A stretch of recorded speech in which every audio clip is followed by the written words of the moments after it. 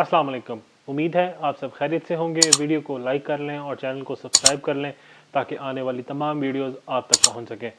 तो कल पाकिस्तान के अंदर एक बड़ी ही अहम डेवलपमेंट हुई।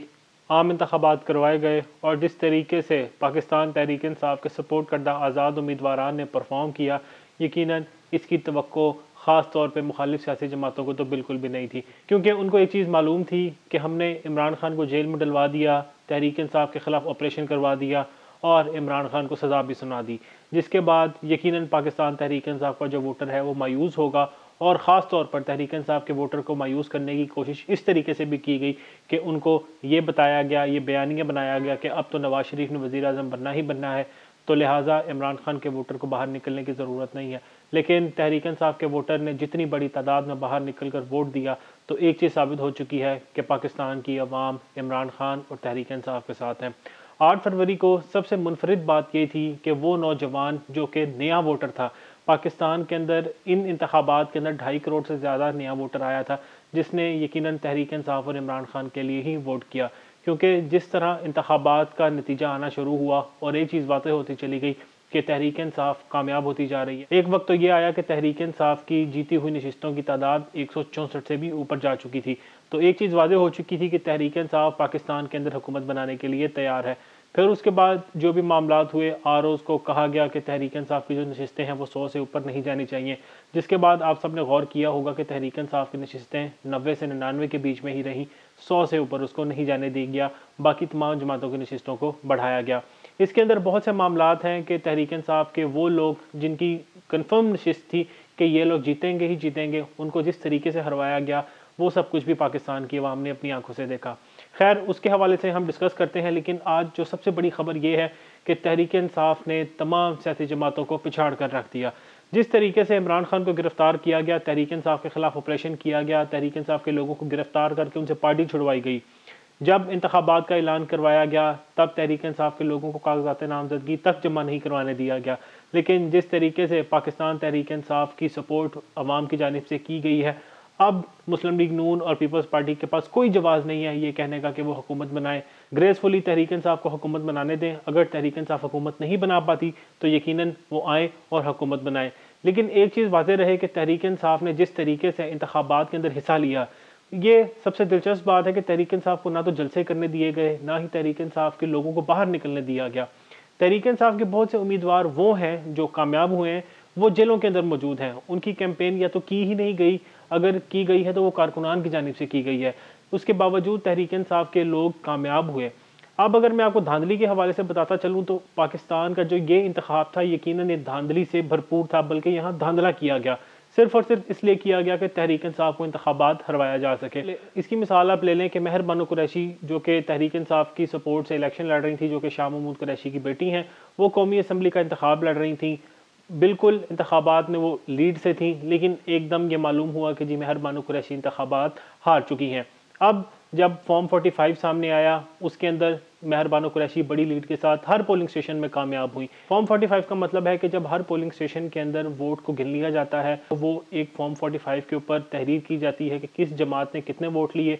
उसके बाद आरओ की जानिब से वहाँ पर दस्तखत किए जाते हैं और उसके ऊपर स्टैंप लगाई जाती है, जो कि तहरीक इंसाफ के उन उम्मीदवारों के पास मौजूद हैं जिनको बाद में हरवाया गया। याद रहे, तहरीक इंसाफ के तकरीबन 50 से 60 लोग ऐसे हैं, सीटें ऐसी हैं जिनके अंदर तहरीक इंसाफ के लोगों के पास फॉर्म 45 मौजूद हैं, लेकिन उनको ज़बरदस्ती हरवा दिया गया।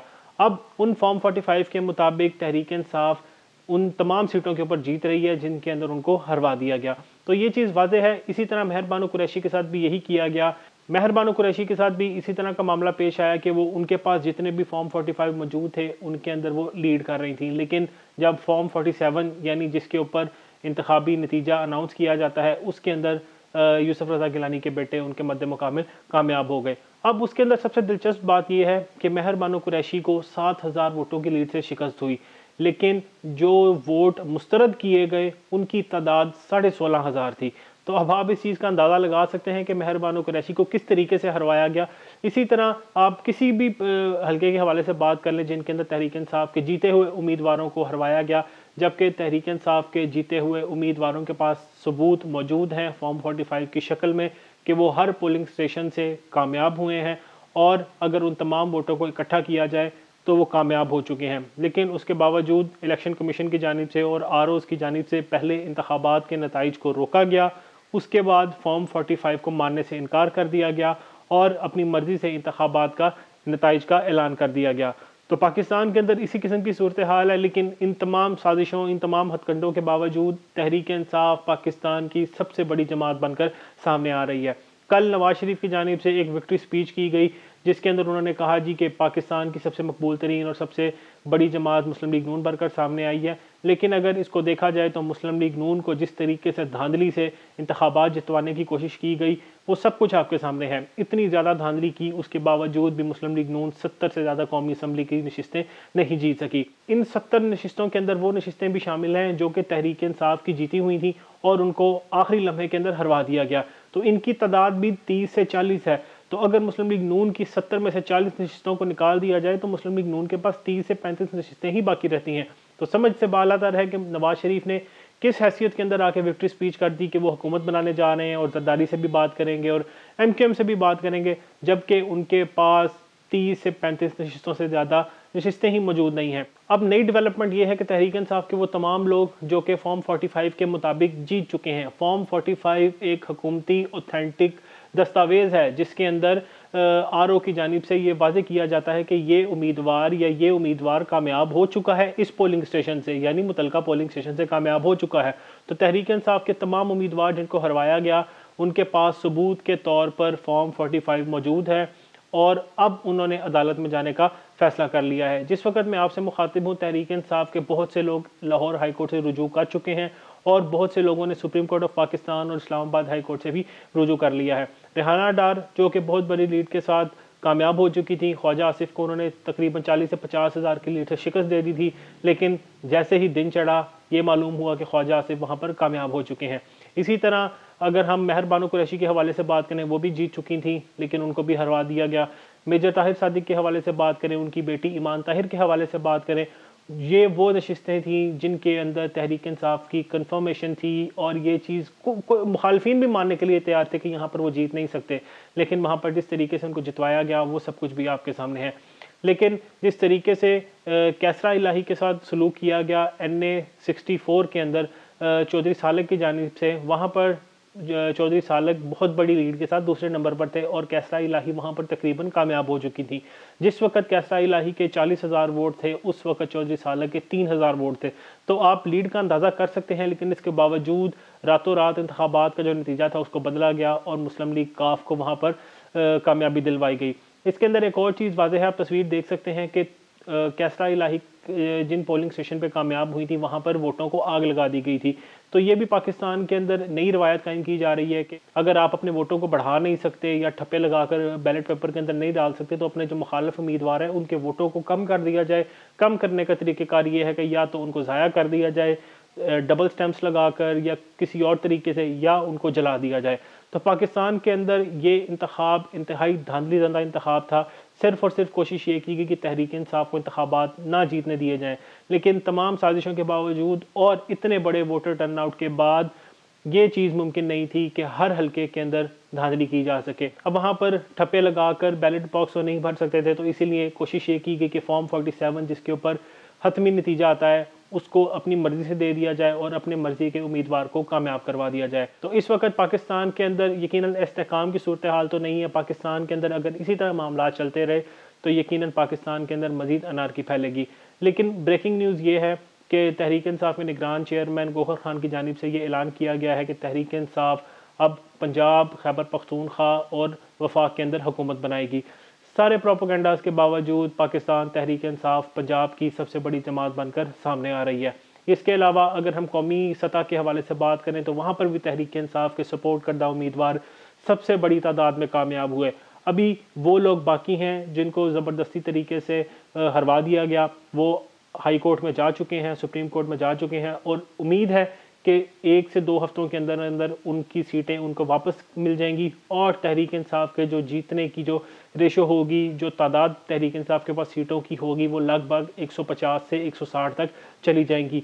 और तहरीक इंसाफ के मीडिया सेल और तहरीक इंसाफ के हेड क्वार्टर के पास जो फॉर्म 45 की शक्ल में नताइज मौजूद हैं, तहरीक इंसाफ के मुताबिक वो तकरीबन 180 सीटों के ऊपर तहरीक इंसाफ कामयाब हो चुकी है। तो ये चीज़ आपके सामने है। हर तरीके से कोशिश की गई कि तहरीक इंसाफ को इंतखाबात से बाहर किया जाए, लेकिन उसके बावजूद जिस तरीके से पाकिस्तान की अवाम ने तहरीक इंसाफ और इमरान खान के लिए वोट किया, यकीनन पाकिस्तान की तारीख में इस तरह के मामला पहले कभी भी नहीं देखे गए। इसी तरह अगर हम खैबर पख्तूनख्वा के हवाले से बात करें तो खैबर पख्तूनख्वा के अंदर तहरीक इंसाफ ने एक नई रवायत कायम कर दी। तहरीक इंसाफ मुसलसल तीसरी बार खैबर पख्तूनख्वा के अंदर हुकूमत करने के लिए तैयार है। इस दफ़ा तहरीक इंसाफ ने 2018 से ज़्यादा नशिस्तें हासिल की। 2013 के अंदर तहरीक इंसाफ ने सूबाई असम्बली की 38 नशिस्तें हासिल की थी। 2018 के अंदर तहरीक इंसाफ ने 67 नशिस्तें हासिल की थी, लेकिन इस दफ़ा तहरीक इंसाफ ने 93 नशिस्तें हासिल की हैं 115 नशिस्तों में से। तो तहरीक इंसाफ 2/3 अक्सरियत से यहाँ पर कामयाब हो चुकी है और खैबर पख्तूनख्वा के अंदर तहरीक इंसाफ हुकूमत बनाने के लिए तैयार है। लेकिन पंजाब के अंदर तहरीक इंसाफ को इस वक्त थोड़ी सी मुश्किलात दरपेश हैं, लेकिन पंजाब असम्बली के अंदर भी तहरीक इंसाफ के वो लोग मौजूद हैं जिनको ज़बरदस्ती हरवाया गया और उनके मुकाबले में मुस्लिम लीग नून को जितवा दिया गया, और इसकी भी तादाद भी 20 से 25 है। तो एक चीज़ याद रखें, जब हाई कोर्ट या सुप्रीम कोर्ट ऑफ पाकिस्तान की जानिब से फैसला सुना दिया गया, तो अगर तहरीक इंसाफ इस वक्त 140 नशिस्तों के साथ पहले नंबर पर है, तो जब वो 20 से 30 नशिस्तें शामिल कर ली जाएंगी तो तहरीक इंसाफ यकीनन कंफर्टेबली हुकूमत बनाने की पोजीशन में आ जाएगी। तो पाकिस्तान के अंदर इसी तरीके से इंतखाबात करवाए गए, तहरीक इंसाफ को रोकने की कोशिश की गई, लेकिन पाकिस्तान की अवाम ने किसी सूरत भी मुस्लिम लीग नून को जीतने नहीं दिया। इसी तरह तहरीक इंसाफ की जानिब से बहुत बड़े बड़े बुर्ज भी उलट दिए गए।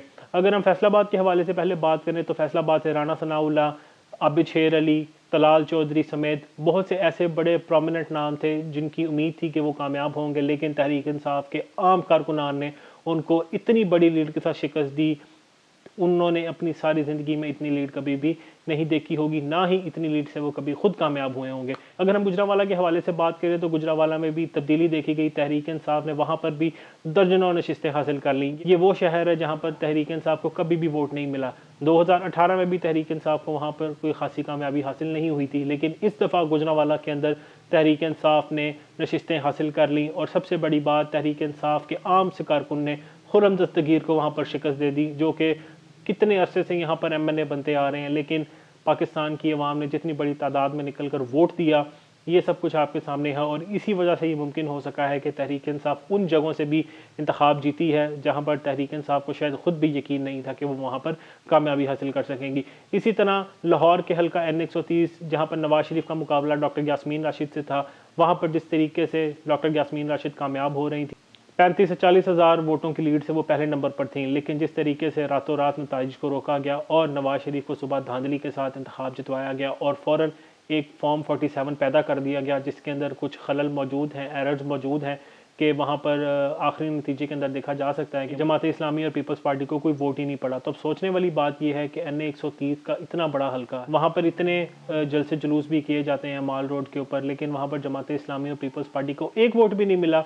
तो ये सब कुछ आपके सामने है, वाज़ेह तौर पर सामने आ रहा है कि नवाज शरीफ को जितवाया गया सिर्फ़ और सिर्फ इस वजह से कि मानसहरा से नवाज शरीफ को बुरी तरह से शिकस्त हुई थी, क्योंकि ज़ाहिर है नवाज शरीफ को एक प्लान के तहत लाया गया था। नवाज शरीफ को कोई एक नशिस्त तो जितवानी थी, इसीलिए मानसहरा में तो ये चीज़ पॉसिबल नहीं थी क्योंकि वहाँ पर लीड ही बहुत ज़्यादा थी। तो इसीलिए लाहौर के अंदर कोशिश ये की गई और उसके अंदर कामयाबी से कोशिश की गई। फ़िलहाल तो नवाज शरीफ को वहाँ पर फातह करार दे दिया गया है, लेकिन डॉक्टर यास्मीन राशिद की जानिब से भी इन नताइज को लाहौर हाई कोर्ट के अंदर चैलेंज कर दिया गया है। तो आने वाले दिनों के अंदर तहरीक इंसाफ एक और सरप्राइज़ देने के लिए तैयार है, और तहरीक इंसाफ ने जिस तरीके से बड़े बुर्ज उल्टे उन लोगों को शिकस्त दी जो हमेशा से कामयाब होते हुए आ रहे थे, तो एक चीज़ वाज़ेह हो चुकी है कि पाकिस्तान की अवाम ने अपना फ़ैसला इमरान खान और तहरीक इंसाफ के हक़ में सुना दिया है। तो यकीन रखें आने वाले वक्त के अंदर भी ऐसे सरप्राइज़ आते रहेंगे और 1 से 2 हफ्ते इंतहाई अहम है। लेकिन इलेक्शन कमीशन की जानिब से तहरीक इंसाफ के आज़ाद उम्मीदवारान को कहा गया है कि आपके पास अगले 48 घंटे हैं, उसके अंदर आप एक चीज़ का फ़ैसला कर लें कि आपने आज़ाद उम्मीदवार ही रहना है या किसी पार्टी में शामिल होना है। अब कोशिश की जाएगी कि तहरीक इंसाफ के आज़ाद उम्मीदवारान को किसी तरीके से ज़बरदस्ती पार्टीज़ में शामिल करवाया जाए, यहाँ पर मंडी लगाने की कोशिश की जाएगी। अब तहरीक इंसाफ का एक बार फिर इम्तिहान है, क्योंकि एक चीज़ याद रखें, जिन लोगों ने पहले तहरीक इंसाफ और इमरान खान से गद्दारी की थी 2024 के इंतखाबात के अंदर, उनको छुपने की जगह भी नहीं मिली। हम मिसाल ले लें, राजा रियाज की मिसाल ले लें, इसके अलावा हम नज़ीर चौहान की मिसाल ले लें, और इस तरह के बहुत से लौटे हुए थे, अब वो कहीं पर भी दिखाई नहीं दे रहे।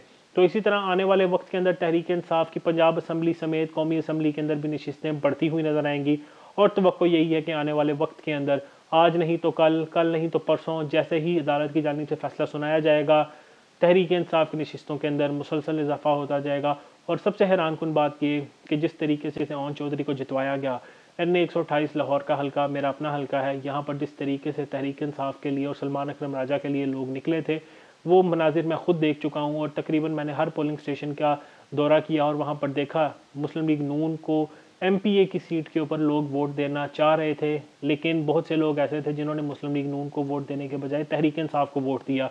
तो ओन चौधरी को तो मुस्लिम लीग नून के अपने लोग वोट देने के लिए तैयार नहीं थे, और इसी तरह महमूद रशीद जो कि 62,000 वोट लेकर जीत चुके थे, उनको भी रातों रात हरवा दिया गया और वहाँ पर मलक खालिद खोखर को रातों रात ही कामयाब करवा दिया गया। तो बहरहाल पाकिस्तान के अंदर धांधली ज़दा इंतखाबात ख़त्म हुए, लेकिन आने वाले वक्त के अंदर आप देखेंगे कि तहरीक इंसाफ की नशिस्तों के अंदर मुसलसल इजाफा होगा।